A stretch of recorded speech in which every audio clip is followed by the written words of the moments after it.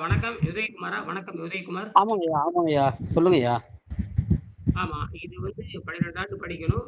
அடிப்படை ஆலோசனை ஆலோசனை கட்டணம் ஒரு ரூ. 1000 இருக்கு. ஆ ரூ. சரிங்கய்யா. 1000 கட்டிட்டு நீங்க நான் சொல்லுங்க. அதுக்கு ஒரு 1/2 மணி நேரம் உங்கள்ட்ட பேசுவேன்.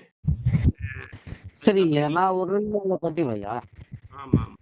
ஆக நீங்க வந்து இது எந்த நம்பர்ல கட்டணும்ய்யா? ஜிபே, கூகுள் பே என்ன நம்பர் இது? இந்த நம்பர் தான். இந்த நம்பர்ல நீங்க 1000 கட்டிட்டு நீங்க வந்துருங்க. ஆ அப்புறம் ஆலோசனை பண்ணிட்டு ஒரு 1/2 மணி நேரம் பேசுறேன். நீங்க கேட்கிற கேள்விக்கு பதில் சொல்லிருவேன். அதுக்கப்புறம் தான் நீங்க வகுப்புல சேரணும். 12 ஆண்டு பயிற்சி விளையாட்டுல. குருகுலக்கு செய்முறை வகுப்பு.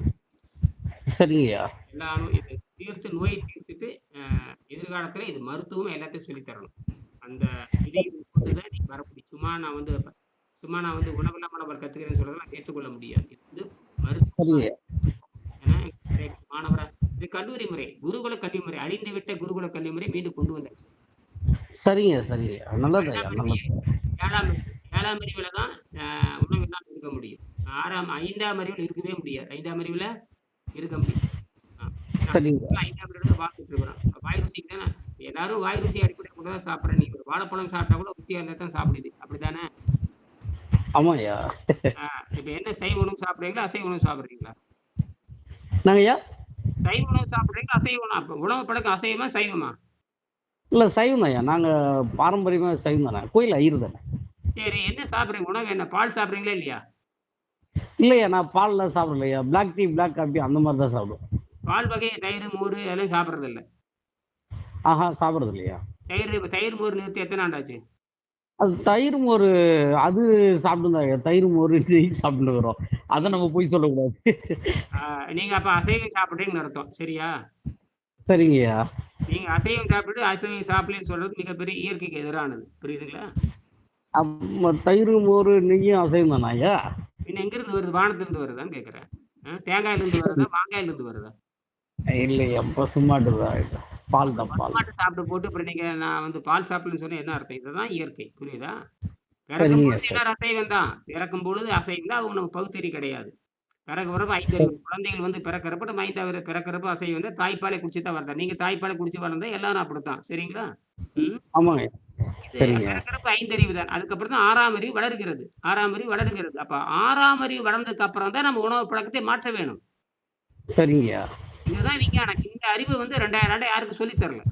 திருவள்ளுவர் சரி. அப்படித்தான் திருவள்ளுவருடைய முறையும், ஜெர்மனியுடைய முறையும் சேர்ந்து என்னோட ஆசிரியர் வெங்கடேசன் பிஎஸ் சிவில் இன்ஜினியர் மிகப்பெரிய விஞ்ஞானி அவர். அவர் தான் எனக்கு 17 வருஷம் எனக்கு சொல்லிக் குடுத்தாரு. அந்த புக்கு என்கிட்ட கூட இருக்குய்யா. வெங்கடேசன் ஐயா எழுதுன புக்கு ஆ இருக்கு. ஆமா, ஆமா. அதத்தான் இப்ப நான் வந்து கல்லூரியா கொண்டு வந்திருக்கேன். கல்லூரியா சரி. கொண்டு வந்து எல்லாத்துக்கும் சொல்லி தர்றேன். புரியுதுங்களா? அது சரிங்க. ஆலோசனை கட்டணம் கட்டிட்டதுக்கு அப்புறம் நான் விரிவா சொல்லி தருவேன். அதற்கப்புறம் தான் நீங்க முடிவு எடுக்கணும். சரிங்களா? சரி. சரிங்க. நான் இந்த இல்லையா இதுல நீங்க 1000 முடிவுன்றது ஓரளவுக்கு நம்ம இந்த இதுல தான் இதுல போணும்னு கட்டிட்டு முடிவு பண்ணிட்டோம். ஆனா வழிமுறை நீங்க தான் குருவா இருந்து சொல்லி தரணும்.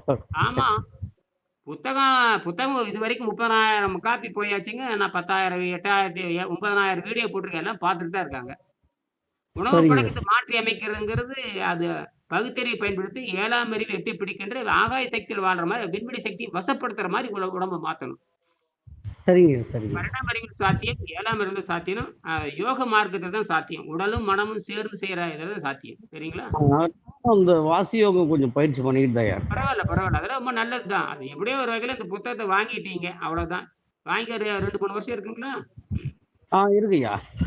வாங்கியிருக்கீங்க. அதெல்லாம் நான் பண்ண வேல தான். எல்லாம் போட்டு விளம்பரப்படுத்துறது தான். எல்லாம் விளம்பரப்படுத்தியிருப்பேன். எல்லாம் புத்தகம் எல்லாம் இன்னைக்கு கூட பேசியிருக்கேன். நெறைய புற்றுநோய், நெறைய எல்லாம் நோய் எல்லாம் இந்த உணவு பழக்கத்த மாத்தத் தெரியாம, தயிரையும் மோரையும் அது சைவங்கிற பேர்ல தயிர் திங்கிறது, சைவங்கிற பேர்ல பால குடிக்கிறது, எல்லாம் சைவமாக்கிற வேண்டியது. அப்ப உலகத்துல எதுவும் அசைவமே இல்லையா தெரியுது. எல்லாம் சைவம். எல்லாம் சரிங்க. இப்படியெல்லாம் முட்டாள்தனமா, மூடத்தனமா இருந்து, நெய் சாப்பிட்டா நல்லது, பால் சாப்பிட்டா நல்லது. இப்படிலாம் இயற்கை தான். அதெல்லாம் வந்து பிசாசினுடைய வேலை அது. சரிங்கய்யா. அதெல்லாம் தப்பு கிடையாது. அது வந்து நம்ம திருத்திக் கொள்ள வேண்டும். ஏன்னா நம்ம அது பிறக்கிறப்ப எல்லாரும் அசைவம் தான். அதுக்கப்புறம் 5ஆம் அறிவு, 6ஆம் அறிவு வளர்கிறது. 6ஆம் அறிவு வளர்கிறது பகுத்தறிவை பயன்படுத்தி இந்த உணவு சரியான்னு கேட்கணும். சரிங்க, அது சரி. கேட்கறதில்ல. ருசியா இருக்குங்காட்டி தயிர்ல சர்க்கரை போட்டு திங்கிறது, தயிர் சோறு ஃபுல்லா அடிக்கிறது, இதெல்லாம் வந்து இயற்கையா இருக்கிற ஒரு மனிதனுடைய அறிவுகெட்ட தன்மை தான். நானும் உங்கள மாரி இருந்து கேவலமா இருந்து நோய் வந்து சாக போய் தான் தப்பிச்சுட்டேன். சரிங்க, சரிங்க. நான் வந்து பெரிய யோகி நான் வெள்ளிக்கிழமை உங்களுக்கு கட்டணம் அந்த ரூ. 1000 கட்டிடுறேன். ஆமா கட்டிட்டு வாங்க. அப்புறம் மறுபடியும் உங்கள கூப்பிடுறேன். நன்றி வணக்கம் ஐயா. நன்றி, வணக்கம்.